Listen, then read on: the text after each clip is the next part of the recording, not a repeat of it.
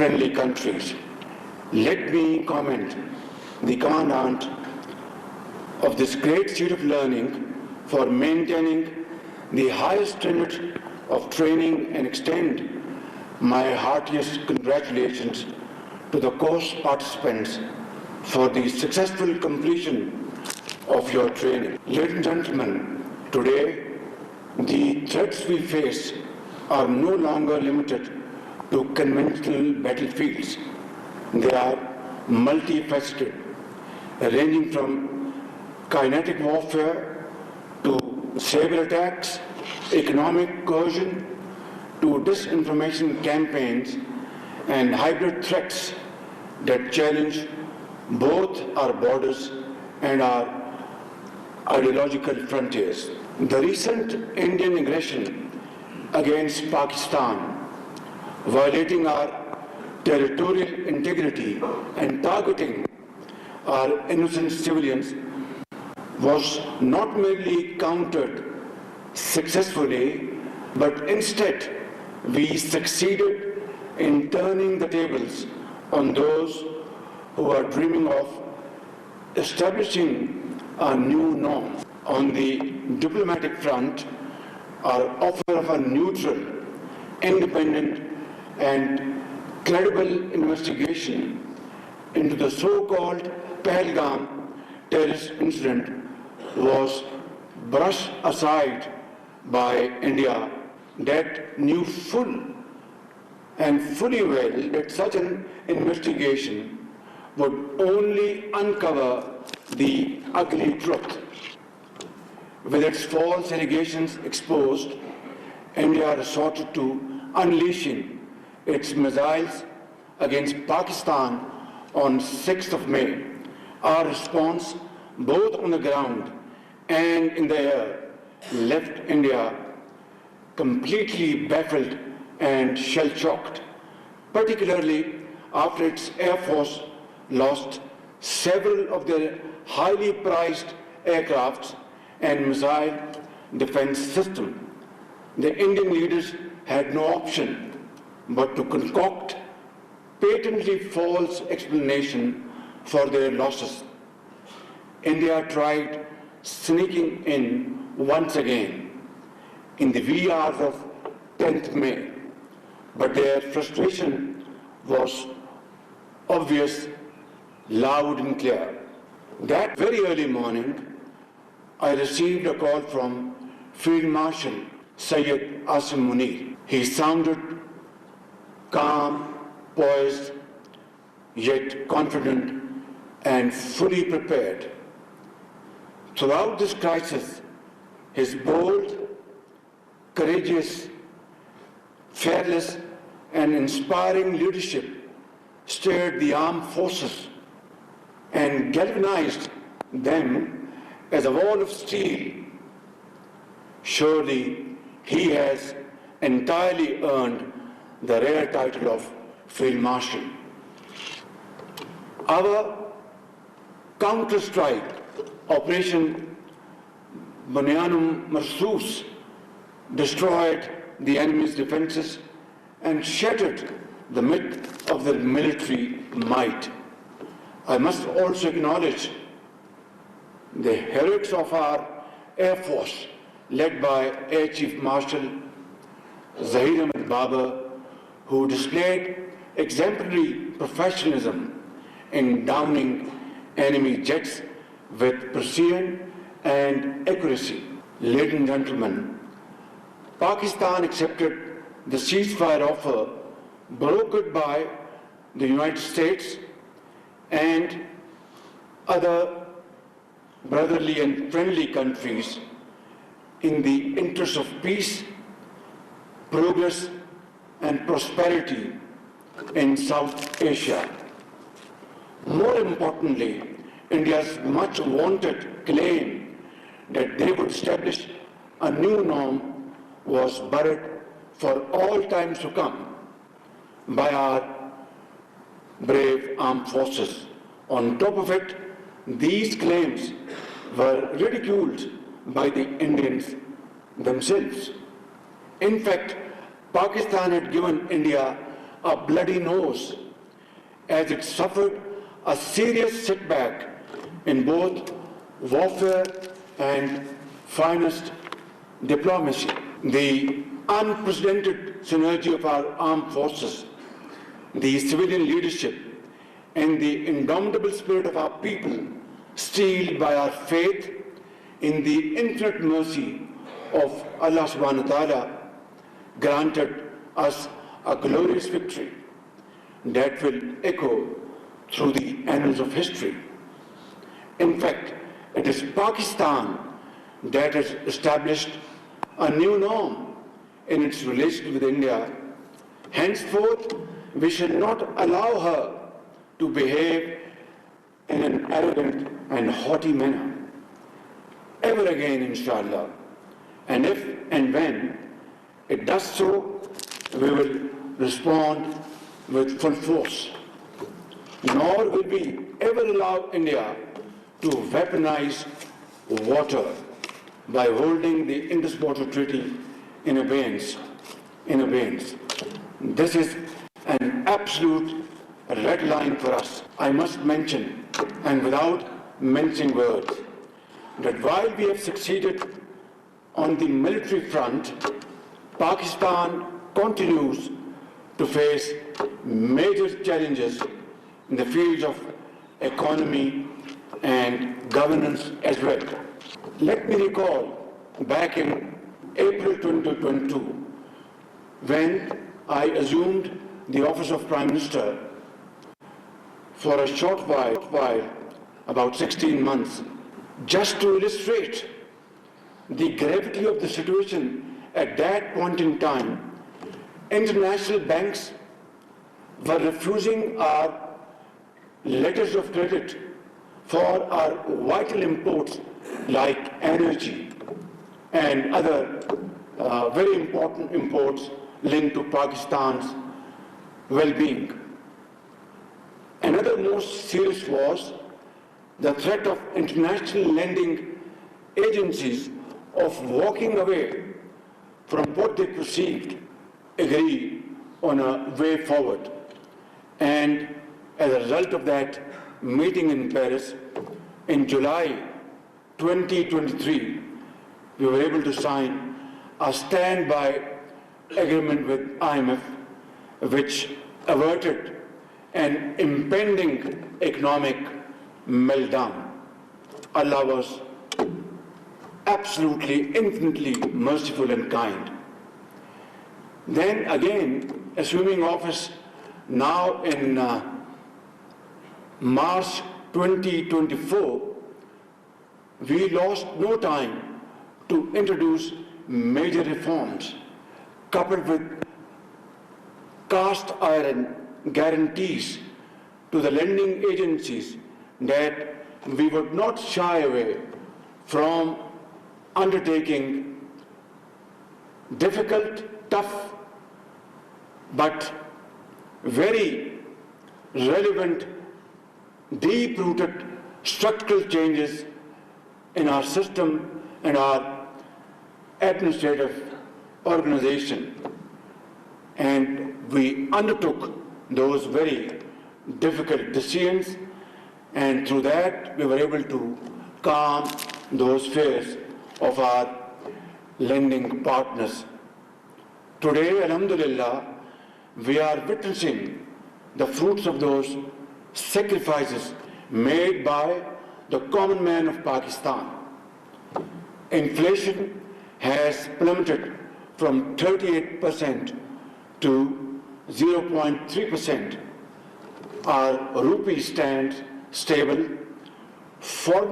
Official foreign exchange reserves have crossed $11 billion, and galloping interest rate, which was 22.5% in 2022, have come down to 11%. Simply put, a reduction of 50%. But my very respected officers, these achievements significant as they are, represent only the beginning of a very arduous, difficult, thorny journey towards progress and prosperity. On the way, we will meet huge challenges like mountains, rivers. We'll have to surmount them. We'll have to cross those rivers through commitment, unwavering commitment to our nation, to our people. And that will require sacrifices, sweat and blood. Without that, no nation on the face of the earth was able to stand up from the ashes of defeat and touch the zenith of glory. Alhamdulillah, Pakistan at this point in time is flying high. Our morale is very strong. Our armed forces, with Allah Almighty's blessings and your wonderful, excellent professionalism and the nation's total support behind you, we have won a war against an enemy which was, in the eyes of our detractors, was unthinkable. But we have converted this unthinkable into a reality. And that is, I think, our finest hour in our history. But now is the time to use this moment and convert this moment into something this nation has been longing for, praying for, that when that hour would arrive, when Pakistan's economic progress and prosperity would be not only witnessed by them, enjoyed by them, but the world at large would stand up and respect Pakistan's grit and its hard work and its infinite efforts to achieve a point for which this country was carved out under the leadership of Quaid-e-Azam Muhammad Ali Jinnah, and sacrifices of millions of people who crossed rivers of blood on the way. They lost everything in terms of human lives and properties in this ardent hope that we will reach our destination, Islamic Republic of Pakistan, carved out of India with these great sacrifices, and they will enjoy a life according to their hard work, merit in the society. 77 years down the line, my very honorable professional soldiers, that dream has yet to be realized. But as they say, it is never too late. This is the moment has arrived. It's all up to us to catch this moment and convert into a success story unparalleled in the annals of history. Difficult, but not impossible. I can guarantee you, by the grace of God, it only requires, we have everything in this country. Allah Almighty has blessed us with these great brains, courageous faces sitting in this room, and all over the country. Great talent, engineers, doctors, scientists, land, very fertile land, and natural resources. What we lack is the will to do. If we can really capture this moment, I can guarantee you, not only we will compensate for the losses of the past, but we'll have glorious future, and our posterity will be grateful to all of you and to all of us. So this is the time to act, and act immediately. वो एक शेर, उठ बांध कमर क्या डरता है, फिर देख खुदा क्या करता है. मैं समझता हूँ कि ये वो मौका है कि जिसे आज पूरी कौम को इंतजार था.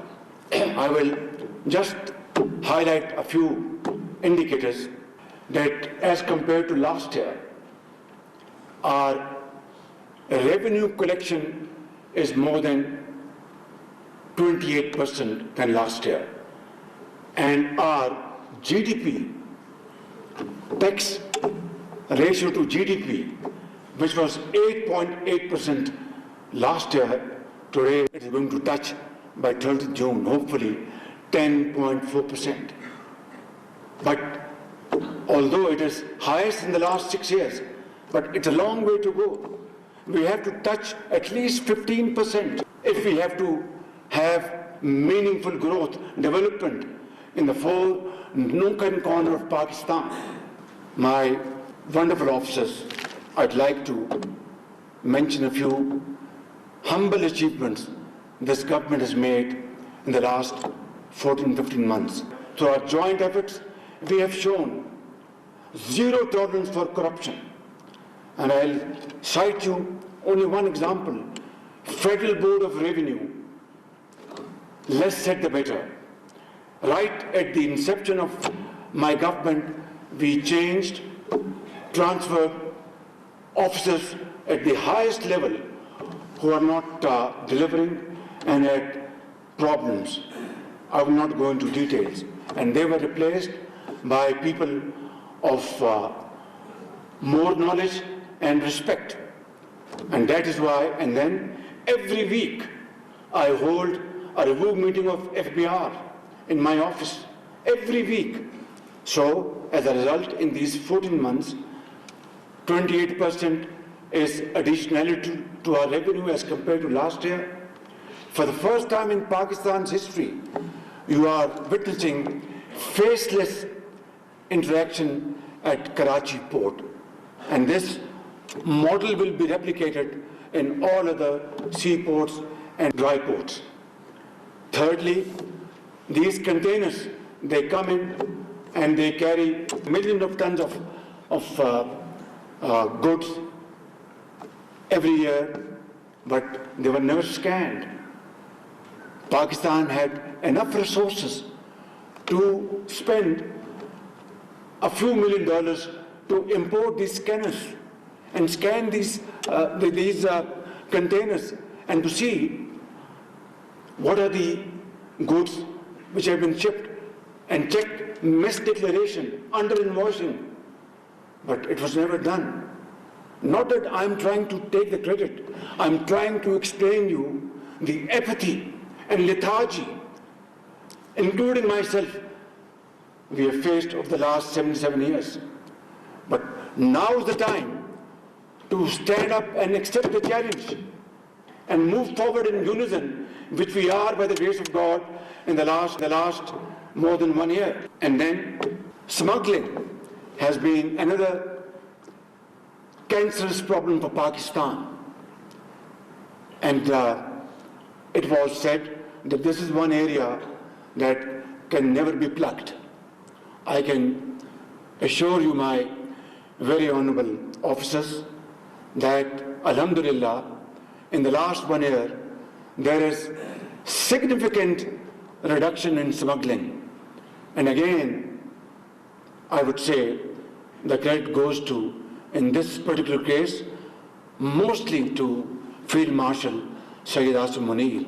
To Afghanistan, we used to have smuggled sugar. I'm giving you one example of billions of rupees. This year, we have exported to Afghanistan sugar worth $211 million. Otherwise, this amount of sugar would have been, under normal circumstances, smuggled to Afghanistan, and not a dime would have been recovered and put in the exchequer.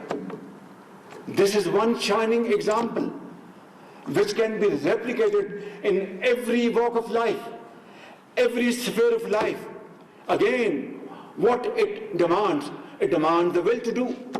Otherwise, we have everything under the sun to convert this land into the most beautiful and most progressive land around the globe. Then, in power sector, there is massive leakage, pilferage, चोरी होती है बिजली 500 अरब रुपए की साल की.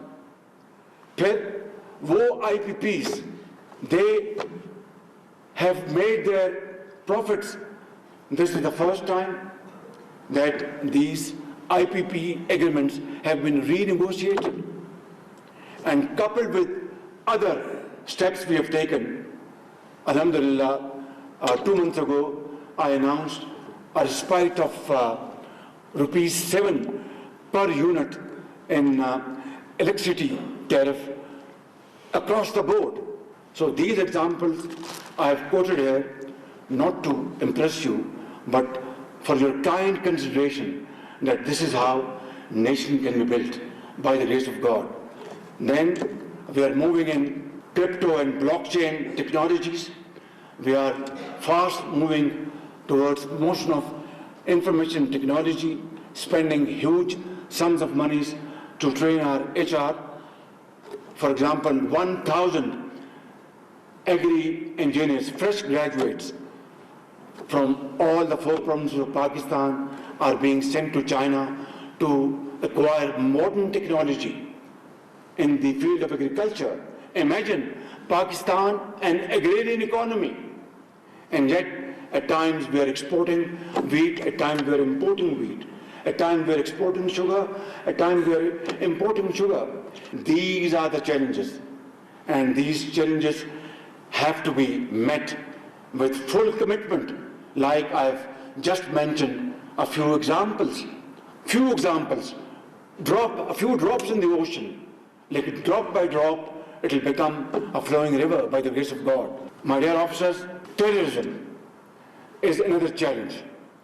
We have lost 90,000 great Pakistanis in the process.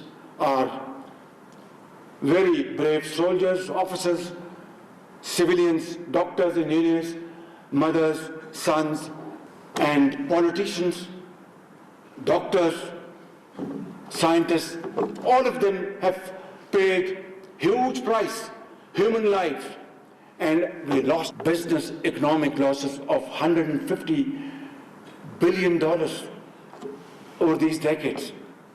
And I think there cannot be a bigger manifestation of our commitment to defeat this menace, which has resurged back in 2018 in KP, here in Balochistan, and sparsely some on other parts of Pakistan, again paying their lives to defeat this menace. And today again, you are standing before this menace, and inshallah, through your great efforts, inshallah, we will be able to overpower this scoundrel for all times to come, inshallah. Another 2 points on diplomatic front, alhamdulillah, our outreach is consolidating, and our traditional friends are, inshallah, are very well engaged with us, and partnerships in counterterrorism, partnerships in investment trade, all these subjects are being discussed with them proactively. But let me say, a time-tested friendship with China, Kingdom of Saudi Arabia, UAE, Turkey, Qatar, Iran, Azerbaijan, and other Central Asian states are growing even stronger as we are ready to build mutually beneficial trade, investment, and economic ties. China is the most time-tested friend of Pakistan. Saudi Arabia is one of the most reliable, trustworthy friend of Pakistan. And so are others, Turkey, Qatar, UAE. But let me make this point abundantly clear. They expect us now to engage them in trade, in commerce, innovation, research and development, education, health, investments, and profitable ventures, mutually beneficial. And they no more expect that we go there with a begging bowl. And I am the last person, along with Field Marshal Sayyid Asim Munir, to carry this burden anymore on my shoulder because it ultimately translates on the shoulders of this great nation. So what is the answer? The answer is pure and simple, that the natural resources, human resources Allah Almighty has blessed us with, we must make full use of it and deploy them for these very profitable ventures.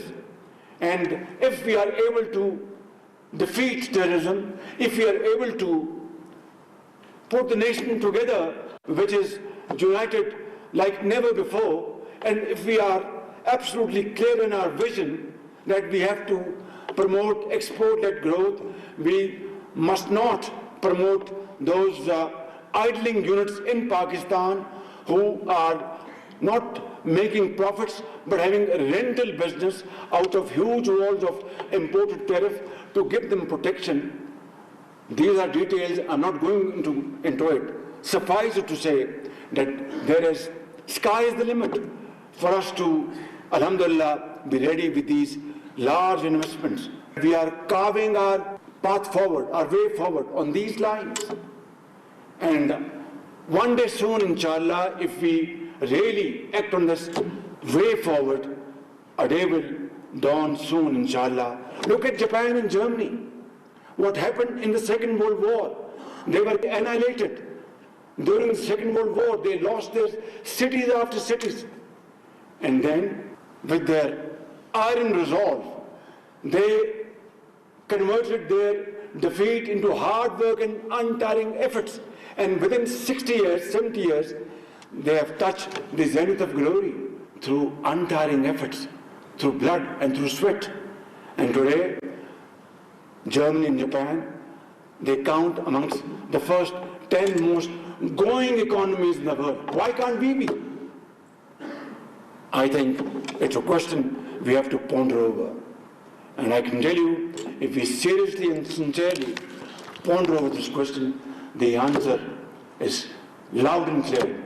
जब अपना काफिला अज़्म यकीन से निकलेगा, जब अपना काफिला अज़्म यकीन से निकलेगा, जहाँ से चाहेंगे रास्ता वहीं से निकलेगा, वतन की मट्टी मुझे एड़ियाँ रगड़ने दे, मुझे यकीन है चश्मा यहीं से निकलेगा. This is how we have to move forward. There is no other way.